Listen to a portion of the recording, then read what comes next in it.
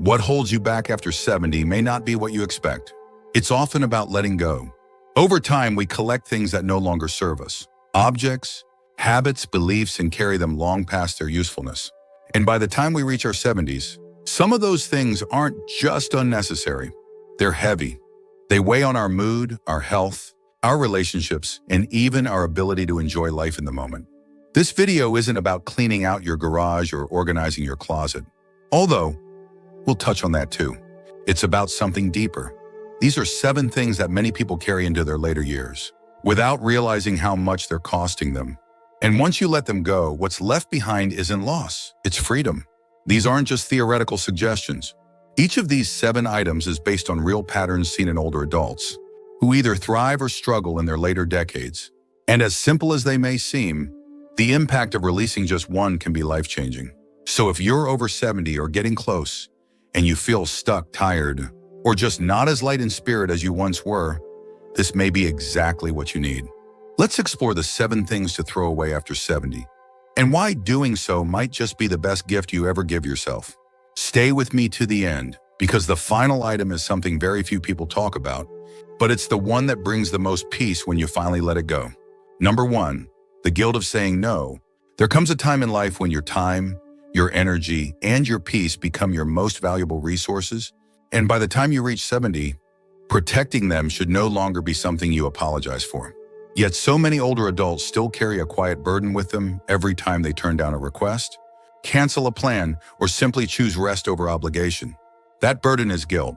And if you want to experience more freedom in your later years, it's time to throw that guilt away. This doesn't mean becoming selfish. It means becoming selective. It means finally giving yourself permission to prioritize what matters most to you. She declined a weekend trip and spent that time painting alone in her kitchen, something she hadn't done in years, that she realized how little space she'd left for her own joy. Saying no is not a rejection of others. It's a recognition of yourself. And in truth, most people understand far more than we assume. When you say no with kindness and clarity, you're not pushing people away. You're setting the terms for a more honest connection. You're showing them what you truly need to stay healthy, peaceful, and present. This kind of boundary also models something important for the next generation. When your children or grandchildren see you taking care of your time and energy, they learn that it's okay to do the same. They learn that life after 70 doesn't have to be about constant obligation. It can be about intentional living.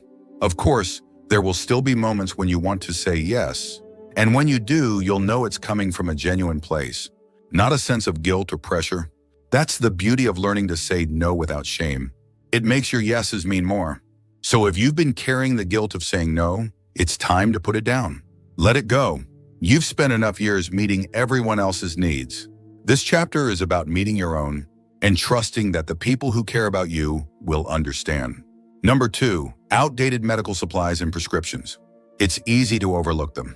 They sit quietly in bathroom drawers, kitchen cabinets or hallway closets, old pill bottles, expired ointments, leftover antibiotics, half-used prescriptions from years ago. But as harmless as they may seem, keeping outdated medical supplies around after 70 can actually pose real risks. And clearing them out isn't just about tidying up. It's about protecting your health and giving yourself peace of mind. When medications expire, they don't always lose potency in predictable ways. Some become less effective, others can actually degrade and become harmful.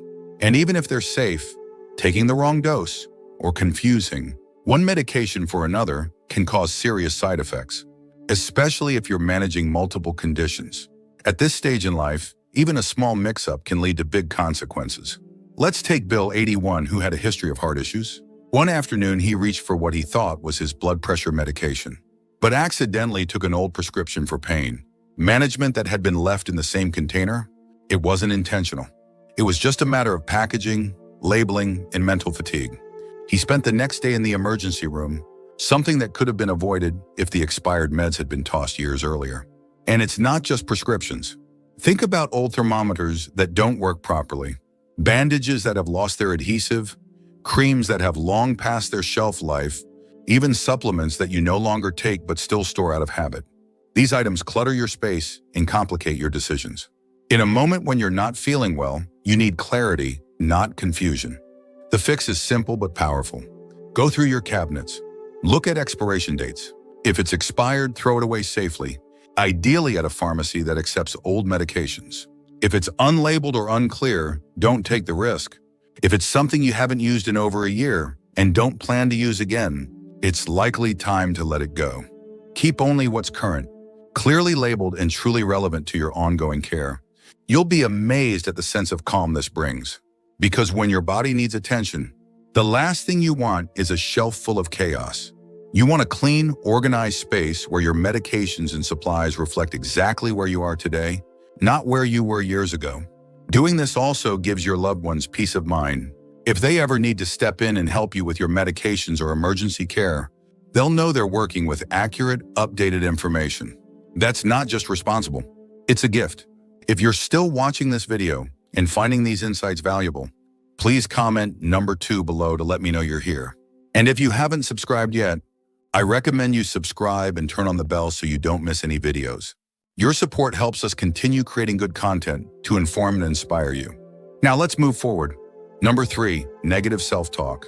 You wouldn't let a stranger stand in your living room and insult you day after day. Yet for many people after 70, a quiet, persistent voice inside does just that, and it's been doing it for years. It says things like, "You're too old to try that. You've made too many mistakes. No one really needs you now." This voice is not wise. It's not helpful. It's not your conscience. It's negative self-talk. And if you want to feel lighter, freer, and more alive in this chapter of your life, it's time to throw it away. This voice often takes root over time. Sometimes it begins in childhood, shaped by harsh words or impossible expectations. Sometimes it comes from past failures or regrets that we never fully released. And often it's reinforced by a culture that whispers, "You're past your prime once you hit a certain age." But here's the truth. Just because a thought shows up doesn't mean it's true. And just because you've thought it 100 times doesn't mean you need to keep thinking it now.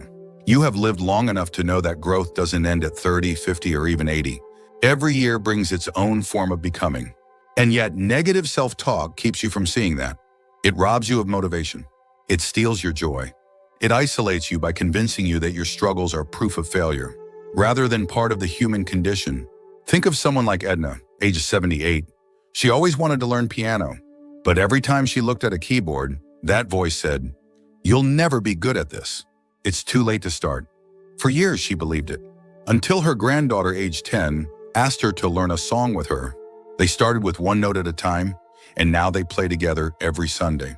Not because Edna silenced the voice once and for all, but because she stopped letting it drive her decisions. The first step to discarding negative self-talk is noticing it. When you catch yourself thinking something critical, ask, would I say this to someone I love? Would I say it to my best friend? If not, why am I saying it to myself? Challenge the narrative. Replace it with truth. Like, I've made it through hard things before. I bring value even if I move slower now. I still have things to give, learn, and enjoy. And if you're surrounded by people who reinforce those negative beliefs, gently consider whether those voices need to stay in your life. Protecting your mind is just as important as protecting your body. That might mean limiting time with those who drain your confidence, or investing more in those who see your strengths and speak to your potential. You've spent years becoming who you are, and every wrinkle, every scar, every story along the way has value. Your inner dialogue should reflect that. It should honor the strength, wisdom, and resilience that come from living a real life, not a perfect one. So the next time you hear that voice telling you you're too old, too slow, too late, talk back.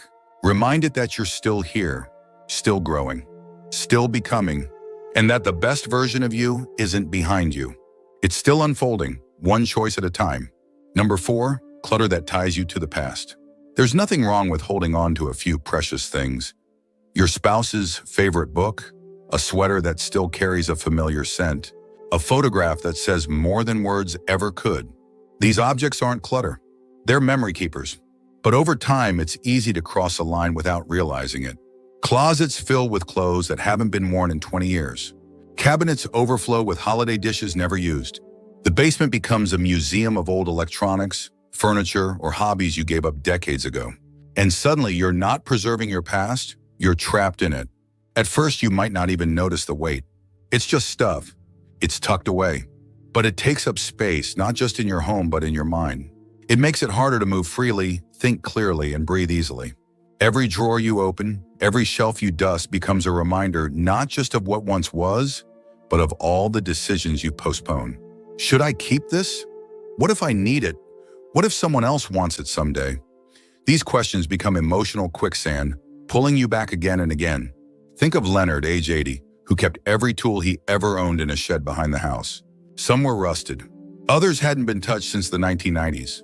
But they reminded him of his working days, the garage he built with his brother, the pride of fixing things himself. Letting go felt like letting go of his identity.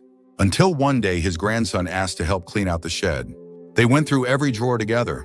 Leonard told the one you used to live. And don't be afraid to ask for help. Often, going through old belongings with a friend or loved one turns into something more meaningful than you expected. It becomes a moment of sharing, remembering, and honoring, without the burden of carrying it all alone. Let your space reflect your present, not just your past. Because every day you wake up is a chance to live more freely, more intentionally, and more lightly. And it starts with what you choose to keep and what you finally choose to let go. If you're still watching this video and finding these insights valuable, please comment number 4 below to let me know you're here. And if you haven't subscribed yet, I recommend you subscribe and turn on the bell so you don't miss any videos. Your support helps us continue creating good content to inform and inspire you. Now let's move forward. Number 5, the belief that new friendships aren't possible. Somewhere along the way, many people start to believe that friendship is something that only blossoms in youth. That after a certain age, it's just too hard to make new connections. The people you once knew have moved away, passed on, or drifted out of reach. Your routines have changed. Your circles have shrunk. And before long, the voice in your head begins to say, it's too late now. But that belief that new friendships aren't possible is one of the most damaging things to carry with you after 70, and it's time to throw it away. The truth is, loneliness isn't a natural part of aging, it's a signal. It's your spirit telling you that connection still matters, that your heart hasn't retired, even if your career has, that your need to laugh, to share stories, to be seen and heard, that hasn't disappeared with the passing years. It's still alive, and it's still possible to meet someone new who makes you feel understood. It might not look like it did in your 20s. You probably won't bond over dorm rooms or dance halls, but you might connect over gardening or books or grief. You might find a friend in the person who sits next to you at the community center, or the neighbor you've only waved to until now. You might meet someone through a class you take, a group you join, or a cause you care about. And it might take time, but every friendship that ever mattered started with one thing, a small moment of openness. Take Paul, 75, who moved to a new town after his wife passed. He didn't know anyone. For weeks, he barely left the house except for groceries. Then one day, he signed up for a weekly watercolor class at the library. Not because he loved painting, but because he needed to be around people again. That's where he met Judith, who'd also lost her spouse. They began to share rides, then coffee, then pieces of their stories. And slowly, the ache of loneliness started to soften. It's not always easy to put yourself out there again. Vulnerability can feel harder with age, not easier. You carry more memories, more losses, more self-doubt. But you also carry more wisdom, more patience, and more to offer than you realize. You have stories someone else is waiting to hear. You have a kindness someone else needs. You have humor, insight, and a presence that can make another person's life better just by showing up. Don't let the past convince you that connection is behind you. Don't let fear keep you from reaching out, even if you've been hurt, even if you've been disappointed. There are people out there who will meet you right where you are. No performance required, no pretending necessary. Just your real, honest self. Throw away the belief that friendship is something you grow out of. Because the truth is, it's something you grow into. Deeper, slower, richer, with every year you live. And sometimes the most meaningful bonds are the ones you never expected, formed at a time when you thought your heart had already learned all it could. Number 6, expired goals that no longer serve your life. There's a quiet kind of pressure many people carry into their later years. A list of goals they never reached, dreams they never fulfilled, expectations they never lived up to. And even at 70 or 80, that pressure can linger. It sounds like, I was supposed to write that book. I should have gone back to school. I never did start that business. These thoughts sit in the corners of your mind, taking up space like unopened mail. But here's the truth, not every goal was meant to be permanent. Some were only meant to guide you for a season. And after 70, one of the most freeing things you can do is throw away the ones that no longer fit your life. This isn't about giving up. It's about letting go of the weight of outdated expectations, especially the ones that were never truly yours to begin with. Some goals were handed to you by others. Some were shaped by your circumstances at the time, and some were rooted in who you used to be, not who you've become. Holding on to them too tightly can make you feel like you're falling short, even when you're exactly where you need to be. Think of Ruth, 79, who spent decades believing she needed to travel the world to feel accomplished. It was something she'd always said she would do when she retired. But life had other plans. Her health changed. Her finances changed. And for years, she felt like a failure for not booking that ticket. Until one day, sitting with a cup of tea and a friend on her front porch, she realized what she really wanted wasn't stamps and a passport. It was stories, beauty, connection. And she already had that right where she was. Letting go of expired goals isn't about settling. It's about realigning. It's about asking, what matters most to me now? What gives me joy in this season of life? What kind of legacy do I want to build? Not out there, but right here. And when you ask those questions honestly, you might discover that your real goals have shifted. Maybe now your goal is to enjoy your mornings slowly, to mentor someone younger, to write a letter to each of your grandchildren, to volunteer, to learn a new skill, or simply to be present with the people who love you. None of that means your past ambitions were meaningless. They served you. They stretched you. But if they no longer fit the shape of your life, it's okay to lay them down. To honor what they taught you and make space for new intentions, ones that reflect your current needs, your current strengths, your current joy. You are not the same person you were at 40 or 60, and that's a beautiful thing. Growth means change. Change means reassessment, and reassessment means permission to shift your focus, reimagine your future, and release anything that no longer supports your peace. If you're still watching this video and finding these insights valuable, please comment number 6 below to let me know you're here. And if you haven't subscribed yet, I recommend you subscribe and turn on the bell so you don't miss any videos.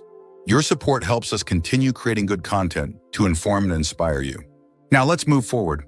Number 7, the fear of death. Of all the things people carry into their 70s and beyond, this one might be the heaviest. Not because it's loud or obvious, but because it's so often hidden, tucked behind jokes, deflections, or uneasy silence. The fear of death is something many of us feel, but few of us speak about openly. And yet it colors so much of how we live. It makes us anxious about our health, hesitant to plan for the future, and unsure of how to talk about what we want, need, or hope for. But after 70, one of the most profound acts of emotional freedom is this: to throw away the fear of death, not by denying it, but by making peace with it. This doesn't mean you won't feel afraid sometimes. You will. That's part of being human. But fear doesn't have to run your life, and it certainly doesn't have to define your final years. What you may discover is that once you stop avoiding the topic, it starts to lose its power over you. Talking about death, thinking about what matters most, making plans for how you'd like to be remembered, these things don't bring despair. They bring clarity. They bring peace. Consider James, 83, who avoided writing a will for years. The very idea of it made his chest tighten. Meaning to the other, you don't have to be fearless. You just have to be willing to face the truth with honesty, to prepare with courage, and to live with intention. When we release the fear of death, something remarkable happens. We stop watching the clock. We stop clinging to what we can't control, and we start seeing each moment, each relationship, each sunrise, each quiet cup of tea as a gift. So take a breath, look around you, and let yourself live, not in spite of death, but with full awareness that your time is precious, your presence is powerful, and your life right now is still unfolding. Final thoughts. As we wrap up this video, I hope you take a moment to reflect on these 7 things, not with guilt, not with pressure, but with curiosity and compassion. Which of these are you still carrying? Which ones are you ready finally to set down? Throwing something away after 70 isn't about loss. It's about space. Space for joy. Space for peace. Space for what still matters. Whether it's guilt that's kept you saying yes when you wanted to say no, clutter that ties you to a past you've already lived, or quiet fears that whisper you're too old to begin again, each of these can be released.